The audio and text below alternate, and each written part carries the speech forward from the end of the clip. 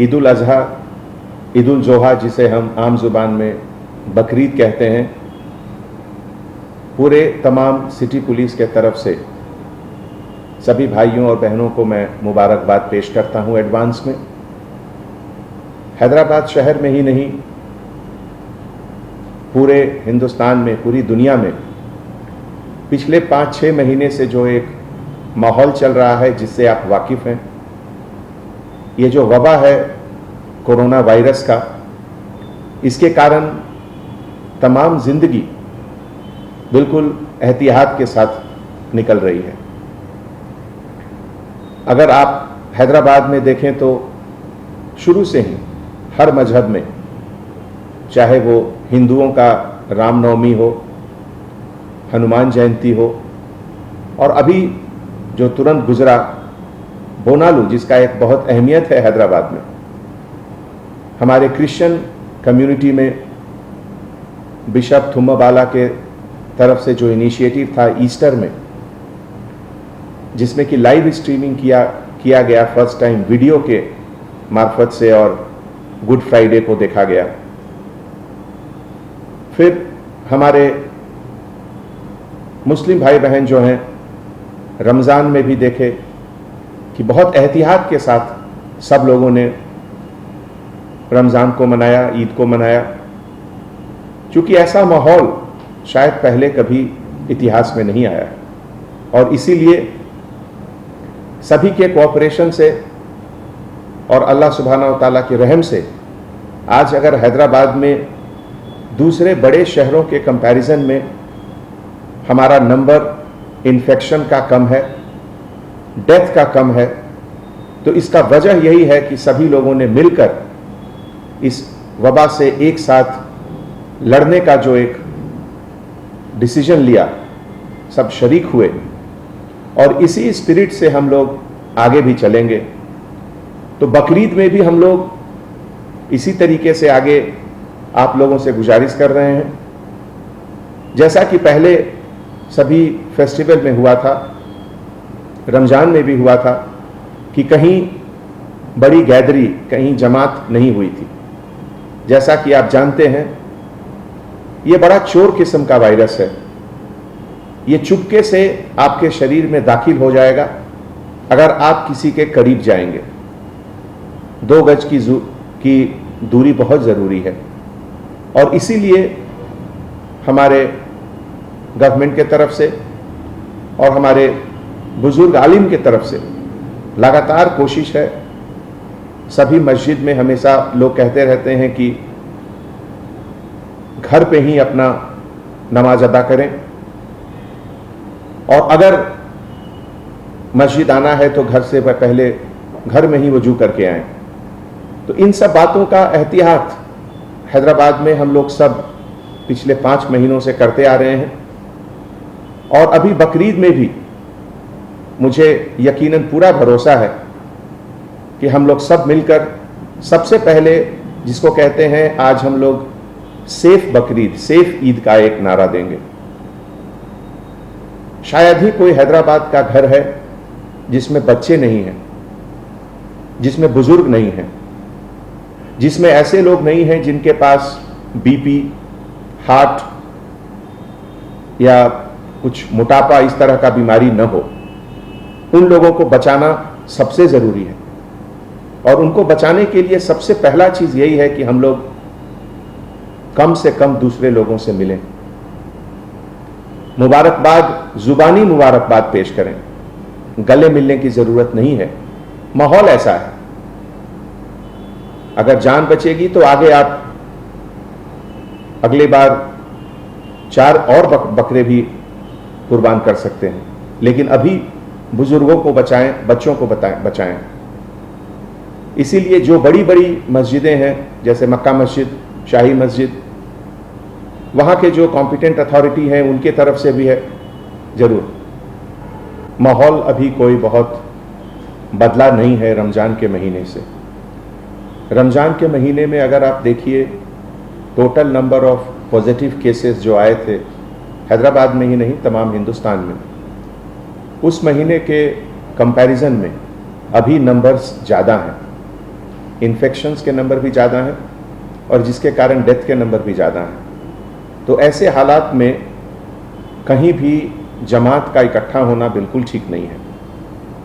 जैसा कि आप लोगों ने वर्ल्ड हेल्थ ऑर्गेनाइजेशन के गाइडलाइंस पढ़े होंगे, Indian council for medical research ICMR के तरफ से जो लगातार गाइडलाइंस निकलते रहती हैं, उसमें भी इसका जिक्र है कि किसी भी तरह का रिलीजियस गैदरिंग किसी भी मजहब का वो बिल्कुल ठीक नहीं है अभी।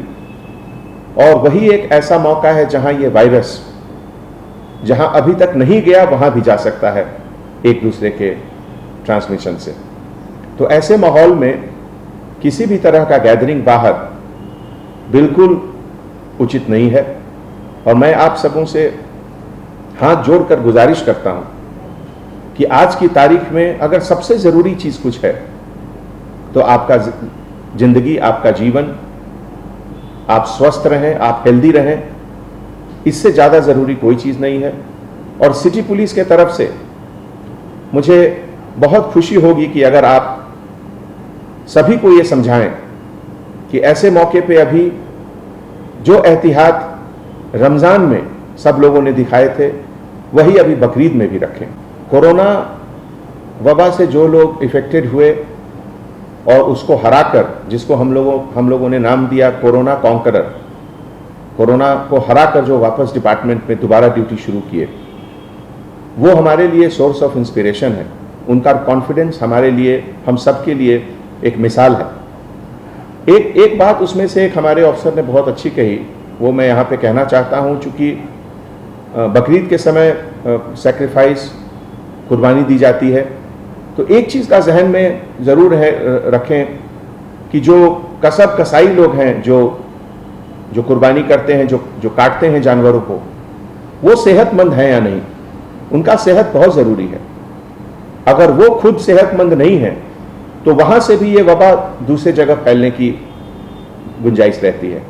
तो मैं आप सबसे गुजारिश करता हूँ कि जहाँ से भी आप लोग जा रहे हैं गोश्त लाने, एक बार उसका भी ध्यान रखें कि जो कसाई लोग हैं उनका हेल्थ बहुत ज़रूरी है पूरे सोसाइटी के लिए, बहुत बहुत ज़रूरी, बहुत सबक मिलता है। और आज की तारीख में उस कुर्बानी की अहमियत पहले से ज़्यादा है। आज सबसे पहले तो मुझे कुर्बानी देनी है अपने उन सभी आदतों की जिसके कारण ये कोरोना वायरस बढ़ सकता है। मुझे कुर्बानी देनी है कि मैं किसी से गले मिलकर उसको ग्रीट नहीं करूं, जुबानी ग्रीटिंग्स करूं। यह भी एक तरह का कुर्बानी है, क्योंकि सब लोगों को गले मिलना बहुत अच्छा लगता है और पहले लोग मिलते भी थे और अच्छी बात है। लेकिन अभी के माहौल में उसकी कुर्बानी देनी होगी, उससे अलग रहना होगा हम लोगों को। इसी तरीके से जो हमारे घर में जो बुजुर्ग हैं, किसी भी हालत में उनको बाहर नहीं आने देना है। जो छोटे बच्चे हैं उनको बाहर नहीं आने देना है। तो इन सब आदतों की कुर्बानी देनी है। आज हमारे देश में बहुत ज़रूरी है कि हम अपने ऊपर कंट्रोल रखें, अपनी उन हर आदतों का कुर्बानी दें जिससे कि ये चोर वायरस जो है कोरोना, ये जो चाइना ने पूरे दुनिया को एक अपने तरफ से एक ऐसा अजीब तोहफा दिया कि पूरा दुनिया परेशान है उससे बचने के लिए जिस चीज़ों की कुर्बानी देनी है हम लोग देंगे। लॉकडाउन खोलने के बाद दोनों चीज़ की अहमियत बढ़ी, लाइफ और लाइवलीहुड। लाइफ को भी बचाना है और लाइवलीहुड को भी बचाना है।